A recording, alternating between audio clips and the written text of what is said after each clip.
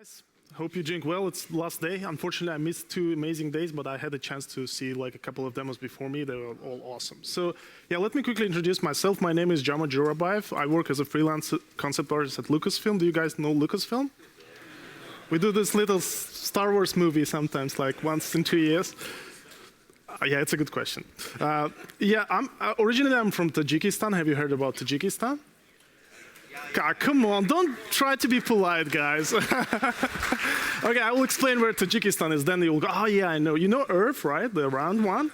And then you have rhinos and then elephants, and yeah, Tajikistan is somewhere there. Anyway, it's like a really little ex-Soviet republic. I really sometimes feel it's good to mention this because for me, it was a long ride to where I am right now because I'm coming from, I wouldn't hide it. It's like a very, we had civil war, we had all those problems, but what's great news about today is internet, right? You can go on internet, and that's especially what does Blender very special. It's a free software. Like when I was a student or when I was back at my home, I couldn't afford any software. I mean, I was obviously using it illegally, everything I was using. You're gonna cut this one, right? But yeah, and now these days we have Blender, obviously. I discovered Blender like a few years ago, and this is probably would be a good moment to move on. Like a very quick credits, like some movies I worked on, like the most recent one was Ready Player One, Jurassic World, and Star Wars, which is coming like somewhere soon, right? And I'm gonna start with just like a quick recap because I think I'm not saying I'm very special here at the conference, but I came from a very different route. Like I used to do like engineering first, like aerospace engineering, which is almost like a rocket science. I'm not saying that to you to think that I'm smart. I barely graduated, but I never enjoyed like really heavy math, heavy stuff. So that's why like when I restarted my career as an artist, I felt like 2D is great because 2D is simple, right? I can just open a canvas, take a best Photoshop brush on earth and just make like these amazing paintings, put them on my get thousands likes on Facebook, get very happy, right? But I always felt like, especially when I entered professional industry, like doing 2D art, you hit this limitation when 2D is great when you just begin like creating these ideas. You can just go open a flat canvas, it's just no menus, you can just sketch out something and then sell this idea to art director or to director or whoever you're working with. But we all know that moment when, I'm not sure how many of you guys do 2D here, but when you're doing 2D, the client comes in and goes, oh yeah, I like this picture, it's a good start. And you go like, damn, I already finished it. What do you mean it's a good start, right? and then guy goes like, oh, I like this image, could you just change the camera? And you start cursing his relatives and everyone involved in this, right? Because it's so difficult, it's gonna be redoing stuff. And this is where I think people kind of misunderstand the conception of concept art. They think, oh, concept artists, these are the guys who draw, they do these beautiful brush strokes. No, we always curse because we always have to change something, right? Because it's always more about the concept part of things. And this is where personally, myself, I felt like, okay, I need to go back to 3D because I used to use 3D, but it was more like engineering-based heavy 3D. I had to go back to 3D, and obviously the choice was like all those evil softwares like Maya, 3D Max, right? So I had to use them. But what's great about 3D, you can set up your scene, and then whenever art director comes in and he goes like, oh, could you change an angle? You go like, oh yeah, sure, mate, I can do it. Like for example, I did this scene, and I can just rotate the camera, boom, take a screenshot, boom. Of course, it's not that easy. Like there's some paint over on top, but at least 3D gives me this perspective for free, the lighting for free, texture for free, and all that stuff. But I always felt, this is going to be really hard to say without offending anyone here. 3D most of the time feels very sterile, very stiff as well. Especially if you, like me, myself, working as a concept guy, like my turnaround is super fast, right? The client comes in and they go like, oh, we need 5 photoreal versions by the end of the day, right? And if you start texturing, rigging, you're just going to fail, right? You're going to not enjoy what you're doing, basically. So that's why I would always mix those two worlds, right? 2D is great, fast, you can do brush strokes, get a lot of likes on Facebook. 3D is boring, difficult, but still you're kind of getting there, right? And I started implementing this workflow on every project I worked on. Unfortunately, of course, there are a lot of projects that are still coming out, I cannot show you, but there is one specific moment that I wanted to share with you, which was in Jurassic World 2. So basically for Jurassic World, I was involved, whenever you start the project, the turnaround is super quick. They ask you oh, we want some ideas. They don't care if the rendering is great, if the textures are right. All they care about like is the speed, right? So they would give me this kind of like layout and do something. There's no way I can do it all in 3D, right? And I always start with sketches, right? Just like quick gestural things just to show the motion, like the action and stuff like that. And this is, for example, if you've seen the movie, it's on torrents, by the way, already, yeah. I mean, it's super expensive in Netherlands. I don't know how you guys saving money. Like, you should watch torrents. Yeah. So these are like super, super quick stuff just to show different ideas. Some of them are sketchy, some are photo bashed, but rarely like any 3D at this stage where you need just to knock out like as much as possible, right? Yeah. And it's great. And most of them, they kind of just to inspire, you know, that's the other problem with 3D. When you go too detailed in the first presentation to your client or whatever you're doing, there is always the chance that there will be a sort of confusion, right? If your 3D is not well done, they will go, oh, your metal doesn't look like metal. And you go like, God damn, don't look at the metal, just look at the overall picture, right? You know all this situation. So that's why whenever, like, as a concept artist, I'm presenting stuff, I'm trying to keep it very vague at the first stage. I just want to present this idea, right? And most of these also, they are very rough because you want to leave a room for other 3D artists, right? Like, or other, I would say, VFX artists, right? Because they also want to bring some like extra, and not usually, I would say most of the time, like the VFX guys, they take my concepts or concept artist stuff to the next level by rebuilding the models, retexturing. So concept art is there to inspire. That's why usually you keep it very vague. As you can see, it's very like sketchy, but then when you saw the movie, it's all animated, so beautiful, right?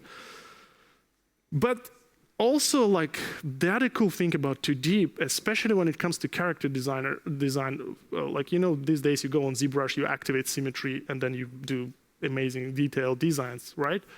But I always felt like, especially with dinosaurs, it was super, super cool because whenever you do like, you know, it's the simplest way to do a dinosaur, a creature. You turn on the symmetry, you do the dinosaur. But if you don't believe me, go on YouTube or Google, check what T-Rex looks like in T-pose. I mean, I can show you. It's very stupid, right? It's like, it doesn't look real. And it's not only visually not very satisfying to look at, but also you can't make your decisions, right? It's like, imagine you go on dating and the guy is like this. Right? It's like, oh, the girl, it doesn't matter. It just doesn't make sense. You need to see a character. So that's why, like, I think 3D is awesome for what it is. And slowly I move on and I actually tell you how I like executed it. And I did it in Blender. So first I did this very rough sketch, which was just 2D plane, like 5-10 minutes, an hour, whatever it takes, but it was super fast. Director was like, oh yeah, I like it. I like the idea, long front arms and stuff like that. And then obviously from there, they start complicating things, right? They go like, oh, could you put like a scales on top of the guy? And you go like to Photoshop and try to find a scale brush and there's no. You go on DeviantArt, you try to find a scale brush, there's no. And it just takes so much time. And then you go like, oh damn, I need to do 3D, right? And I took the same guy, I redid him in 3D, and that's how he looks like, right? Very stupid. Like I don't believe like the director would buy this if I showed him this version, right? So I knew I had to do an action pose, which I did. This is the same guy, right? So this is the T pose, looks stupid. This is the action pose. Director liked this one, but as always, he was like, oh, it's a good start. Let's move on. I was like, damn, it's already done. Like I spent thousands of hours on wrinkles, you know, like. And he goes like, oh, it's a good start. But I see what they mean. He goes like, oh, could we change the head? Could we change the proportions a little bit? And this one I was doing manually, you know? Like I went through this ZBrush stage, you know, whoever did the posing in ZBrush, they usually look like 5 years older than other people because it's so terrible, it's so difficult to do, right? So basically my idea was I want to sculpt in T-pose as a design mode. I just want to see the proportions, but the moment I present, I want the creature to have action pose, right? And I went to Maya guys, they started like, there was this guy, he would explain me for half an hour that it's impossible because of the weight paints. And I was like, damn, what are you telling me? I'm from Tajikistan, I can do anything, right? So I used to do like sculptures from mud when I was a kid. So I spent like a week literally on set next to director doing my R&D, trying to figure out how to do this. I couldn't do it in Maya. I know it's possibly me, like if I go to Autodesk convention, they're gonna kill me, but I couldn't do it. Like I would paint a weight map and then one pixel will go, one polygon will fall off and stuff like that would happen. And then I went on YouTube and I was like, how to rig the dinosaur in Blender. There was this guy, 10 minutes. I watched it. And what's great about Blender, you watch it, you do it, and you get exactly the same result. So I basically rigged one of these dinosaurs. So just on modifiers, like I would switch off my rig whenever I had to design mode. Whenever I had to design, and when I had to present it, I would just turn on the rig and I would have different animation poses. And yeah, this is just like the same guy. And then obviously they asked me to 3D print it. And then textures, yeah, it's a good start. But now I have 3D model. I can do whatever I want, right? I put some texture, drop them in Keyshot or something like that. And then obviously from there, I could do like action bits, like what they call keyframes, right? This is like one of the scenes that was cut from the movie, but anyway. And this is the final design. So 3D is great to have, I mean, for texturing, for lighting, it's all for free. But in the beginning, it's always like very intimidating when you need to tweak things. Anyway, just as I predicted, they were like, oh yeah, it's a good start. We have 10 more dinosaurs. I was like, damn. At least I had the workflow sorted out. Now I was like, okay, I would open Blender. So this is the second guy I did, which was Baryonyx. And as you can see, like in T-pose, he looks like an inflated balloon, right? Like it's impossible to sell this idea, especially to people who don't understand art. And there are a lot of them in the industry, right? The producers, they would go, oh, but this toy doesn't look right. Oh, this is just a T-pose from my design. Like, you don't have a chance to explain them. You need to make sure they see what they see is what they get, right? So yeah, and same, like I would just turn off the rig, boom, he go. It's not perfect. Like, I mean, yeah, you see on the leg there is like a bit of weight, the distortion, but you know, I can just put like a couple of strokes in Photoshop and it's all done, right? And then when, the different pose, and then when I would have them three in the row, just first one to see the proportions, and then the other two, just the action poses. And then the life is easy from there. Just rotate your camera. And then texturing, no problem, sir. Just drop some textures, 3D. And then set design. And then, yeah, they just kept coming, like, do another one, do another. I was like, okay, like, and I would do them, yeah. I mean, I would say sculpting tools are not like super amazing, if someone could take a note here about Blender, but it's enough for me, you know. I like Blender for what it is, and we will go there. I really will love to have some extra things, but for now, it's pretty much enough for me. Especially with that, like, posing and reposing thing, it's super amazing. So yeah, I did like 10 of those. It was amazing. I did this guy as well, this guy. This one was the only T-posed one that got approved very quickly. Yeah, and I was also responsible for the saddest scene on the planet. So when Baryonyx, Brachiosaurus died, I cried like a baby. Okay, so now there is this concept, you know, like I explained to you, like 2D and 3D worlds, right? I always try to marry them because I know I'm super fast in 2D, and 3D brings a lot of like things for free, like perspective, materials, lighting, and stuff like that. So I always, and also, you know, in movies, it's amazing. Like I often hear this from cinematic artists. They go like, oh man, I designed this beautiful landscape all in 3D, but those comp guys, they just covered everything with smoke, right? You don't see anything. And then I was like, why then did you model all the stones in the background? Just do a texture, right? So they complain, but then they realize like they were wrong in terms of the decision making, right?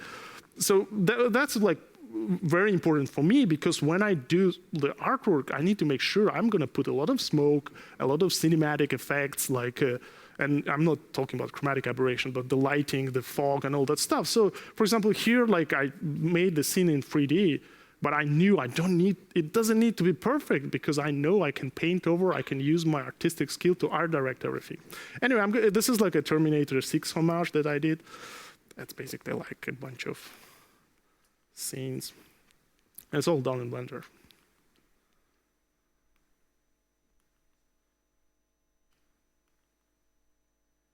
Yeah.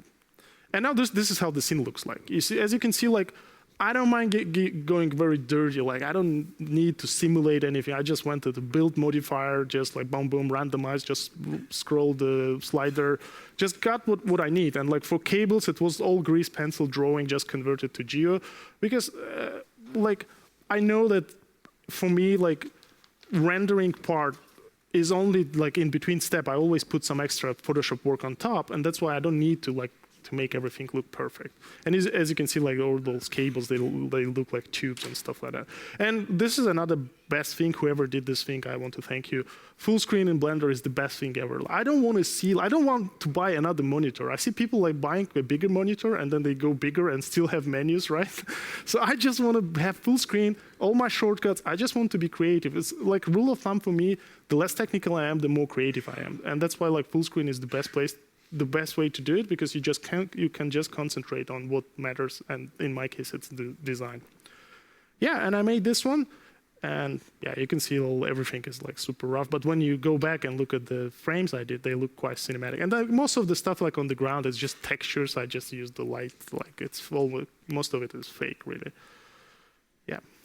And I'm gonna play a couple of videos, like for example, with 2.8, this is the way I approach right now. I'm sorry they're a little bit fast, but we don't have time anyway. So I just do the first sketch in grease pencil, then I do like a cleaner pass with just more solid strokes, and then I basically just offset them, and very quickly I can take this one, convert into geometry, and that's what you get in Eevee.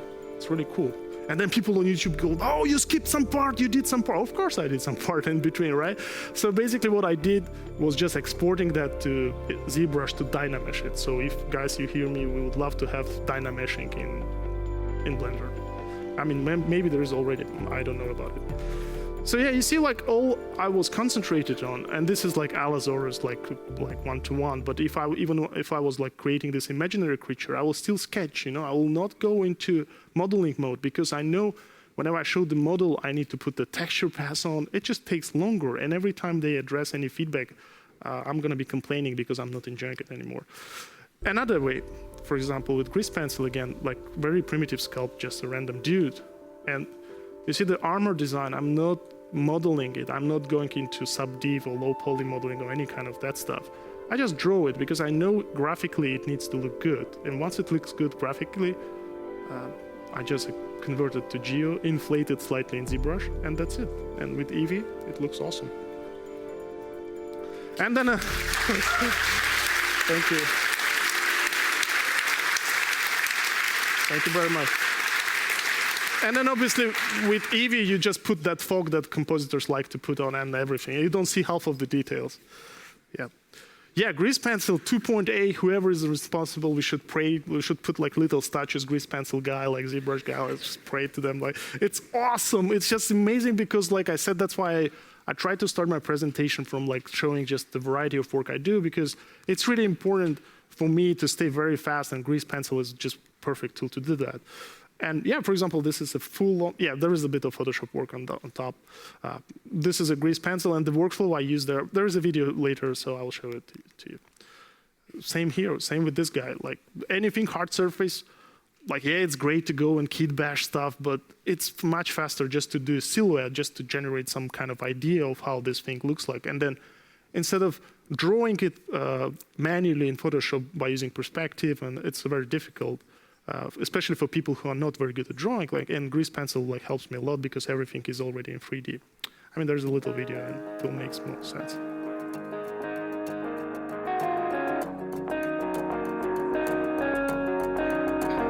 So this is like one of the workflows. You can have a primitive geo, just paint, and then start refining. This is another example of how you can use grease pencil. Storyboard artists will kill it, like because you can frame your picture, just sketch it, and then have it on different, like in different depth, and then with the camera you can control how it looks like. And that's how I did the guys. I took a Mixamo model because I didn't want to bother about the poses. And instead of rigging, posing, just model, pose it. And in 2.78, 79, you had like view grease pencil one. And this is obviously the profile drawing. You see, I did the profile, just rotate it, bum, bum, bum, bum, bum, bum. So, yeah, oh, there's another one. Yeah, that's 2.8. That's even more impressive, where you can draw and then you can start, because there are instancing mirroring, so you can start extruding stuff. And then from there, all I need is just to go to Photoshop.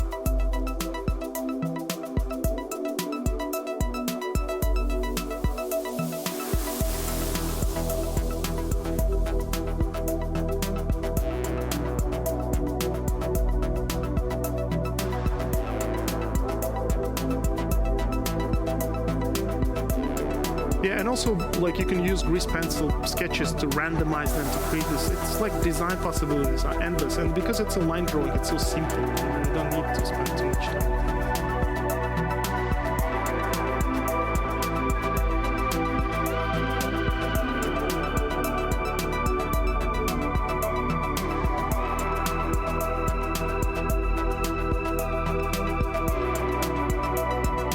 Oh, that was.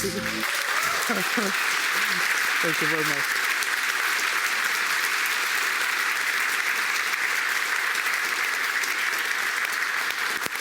Thank you very much.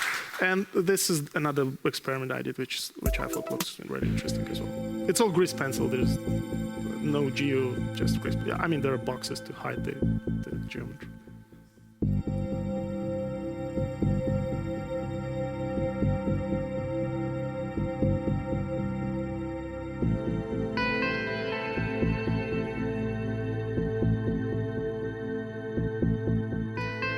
And it's all me just moving the mouse with Control F, I think, just like pretending that it's a camera motion. Because I don't really know animation in Blender. Like if I had to animate 2 keyframes, I fail, so I just like use it. And sometimes you can see my mouse like moving, so it's cool. Just with the good music, you can do anything. Yeah, it's great. A big disclaimer here, usually like people when they like, let's say bought my Gumroad or something, they go, oh man, you didn't tell me you need to draw how to use it. Come on, man. Like, it's just like so obvious that Blender grease pencil doesn't draw for you, right? There's no like, when you go to Blender, there's no like button how to draw. Yeah, that's like a fundamental thing, you know? But the good news, you don't need to be, that's what's great about designing these days. You know, some people consider that designing is all about drawing and this and that. No, it's all about having right tools. And that's exactly why I'm kind of working on this workflow, because as a designer, you don't want to think about perspective. Perspective is like a simple skill. It's like almost like when you're cooking food, you don't think about how you're gonna make light, right? You have match, you have gas or something, right? So we want to take away all those unnecessary, very important tools. I'm not saying it's not important, but all we need to do is actually concentrate on cooking, like cooking the design that we're working on. That's why I think Blender is super helpful. Yeah, and as you can see, I was able to do these pictures like super quickly. Cool. And obviously add-ons, guys, you are awesome. Whoever is doing add-ons in their kitchens, like those guys are awesome. Like I use add-ons all the time, and like for me, like I do a lot of hard surface modeling, and I'm not paid to do this, by the way. It's just like I like this guy. The guys like the box cutter, hard ops add-ons, they are freaking awesome. Yeah, I was able to do all this. And just a quick video to show you how the way I approach things. Like I rarely model in the perfect sense of modeling. I don't do like, how could I say, like I always use like cutting tools. I cut, I extrude, I like almost like drawing type of modeling / suggestive modeling.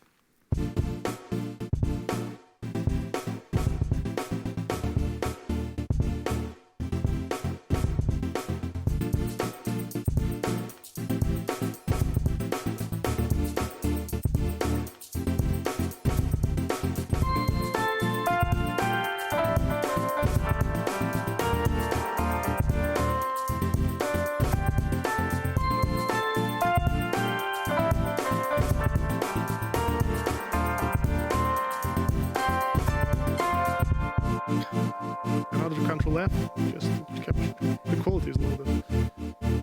Yeah, and just drawing with geometry. That's what I was always dreamt about, like in everything. That's great. It's like frying pan. You just like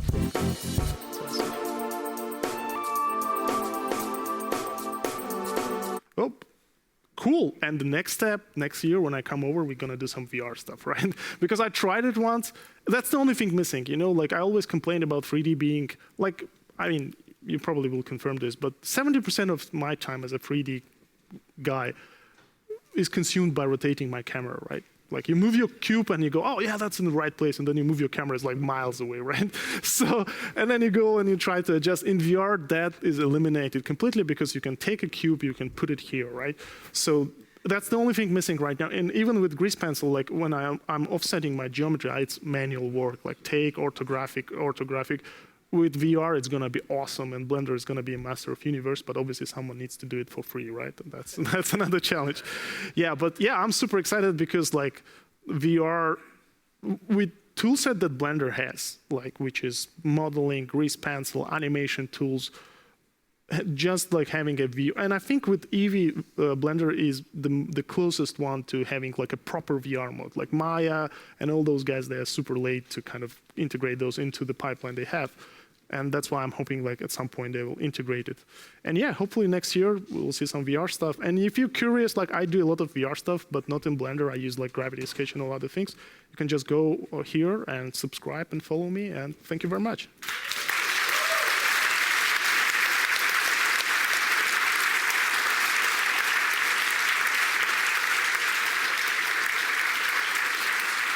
Awesome. Thank you, guys.